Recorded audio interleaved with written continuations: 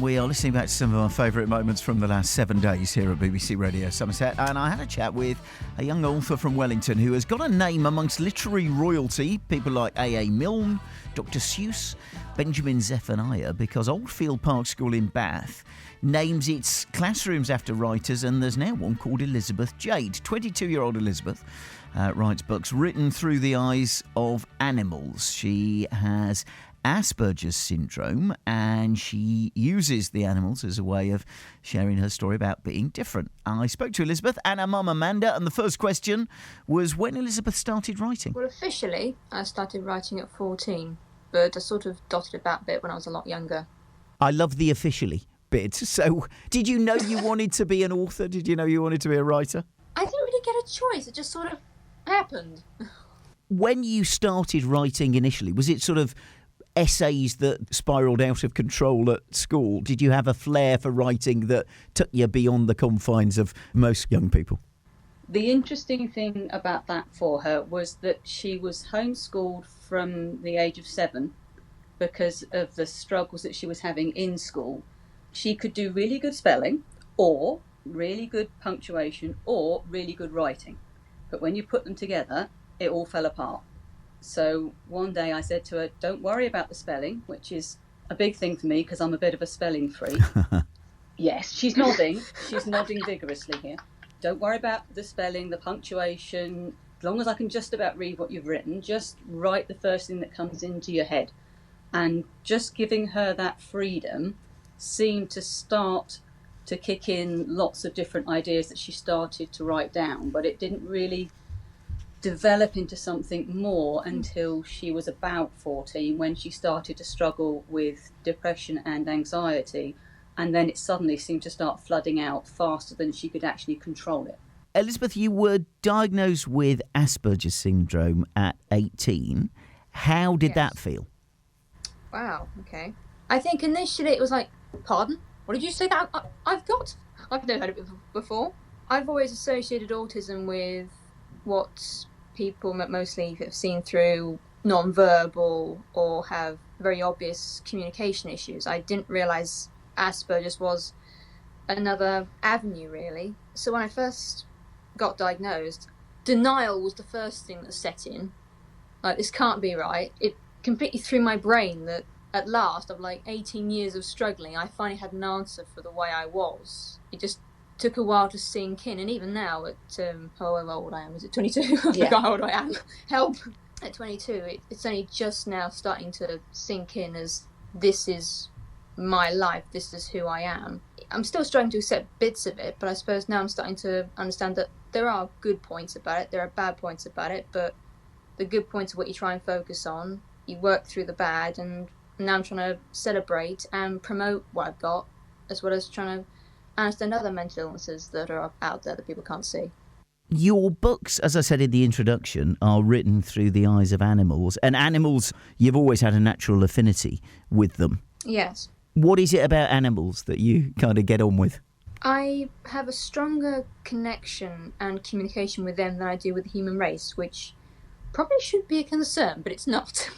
And you've worked with animal rescues over the years, haven't you? Volunteering in little stages. And you've always been able to communicate really well with the animals. The last place you volunteered at was Cats Protection in Wellington, and they nicknamed you the Cat Whisperer. Yeah. Because you could take the grumpy cats, the cats that wouldn't go in the cat baskets, and within a very short period of time you could get them to do that. It's almost like a subconscious thing. I think it's probably very psychological, connected to the Asperger's, because you can't understand clearly the way people communicate. But animals are far less complicated, and they seem to naturally be drawn to you, don't they? Well, their emotions seem to be more intense as well than people's. At least for me, they seem to be. You can tell what mood they're in, can't you? And what they need, and other people's animals will wander up to you when you're out. Yeah. That's quite funny. You can end up going home with somebody else's dog if you're not careful. And he did that once. Somebody's pack of dogs came out, about 5 or 6, 7 dogs came out of the canal car park. All of them hung around the van, and one even jumped in the back and lay down at the boot. They wouldn't leave. But how lovely to have that effect and not even know how and why. It's just a lovely thing, isn't it? Your books are now being used in a school in Bath where they've now named a classroom after you. Firstly, how do you feel about the books in a class where we know that two of the pupils have autism and a couple of them are going through the diagnosis process, and they will see you as an amazing role model, I guess? I've always been sort of a little bit allergic to schools, obviously, because of what happened regarding my own unfortunate experiences with school. I've never really been an inspiration before because I always want to sort of be part of that community that promote not only Asperger's and autism but other mental illnesses as well. So when I found out that two of the kids in the class had confirmed autism and two were going for diagnosis, and there was one little girl who had a hearing issue, I suppose in a way I got a sort of special feeling that was very alien to me, and I'm not sure how I feel about it quite yet. It's still very new. It felt nice because having been in that situation myself, I can sort of relate to those children. And although I'm sort of wary of people in general, it's something I still want to pursue, is to sort of know how they get on, because obviously their lives will be very different from, say, anybody else's because they have those differences with them. It's something that they should celebrate and learn to express rather than sort of hide away, because you can't hide it away. It's who you are. It's physically impossible. I should know. I tried. It doesn't work.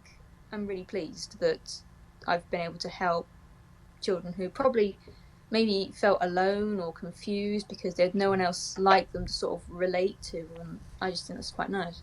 Stories themselves, the school are also looking at Yes. the story, because Akia starts off in the first book, she's a husky born into a sled dog team and feels out of place. She feels like she doesn't belong somewhere she should, and as the story progresses and she goes through that journey, she ends up at the end of the book fitting in somewhere where she actually stands out and being 100% unique with a very special privilege because of her uniqueness. Yeah. So the class have been discussing the storyline and how it's important for them to celebrate being different rather than worrying about being different.